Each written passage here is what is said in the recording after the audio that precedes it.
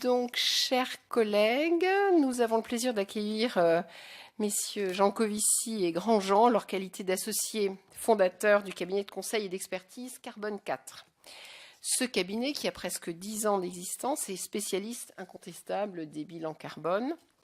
Ces deux cofondateurs, l'un et l'autre polytechniciens, ont par leurs interventions, leurs écrits, un rôle important d'animateur du débat sur la transition énergétique, plus généralement sur la conciliation de l'écologie avec les activités productives, ce qui est le cœur de notre mission.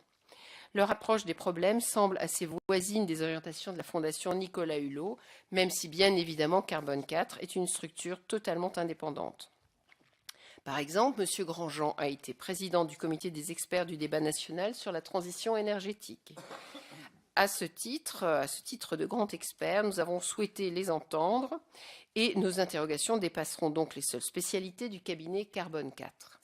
Ce qu'il est convenu d'appeler désormais l'affaire Volkswagen, puis à présent les difficultés d'autres constructeurs à respecter des niveaux d'émissions qu'ils annoncent pourtant sur certains véhicules, pose de sérieux problèmes.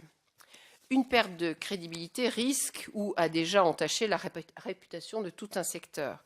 En tout cas, ces événements perturbent grandement les consommateurs. À cet égard, le choix de la motorisation diesel est devenu hasardeux à bien des points de vue, d'autant que le régime de taxation de ce carburant est appelé à s'alourdir.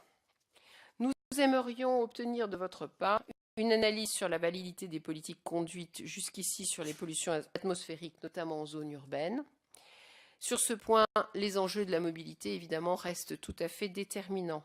Au-delà des rejets de CO2, comment et à quel rythme revient-il de traiter les questions relatives aux NOx spécifiquement et aux particules fines, c'est-à-dire les problématiques au moins aussi sensibles, mais dont le public ne découvre les impacts que depuis peu, et Dieu sait s'il y a des rebondissements tous les jours. Dans un premier temps, nous vous proposons de vous entendre pour un exposé liminaire, suite auquel Madame la rapporteure Delphine Batho vous posera une première série de questions et éventuellement nos collègues, s'ils arrivent, pourront lui emboîter le pas. Merci.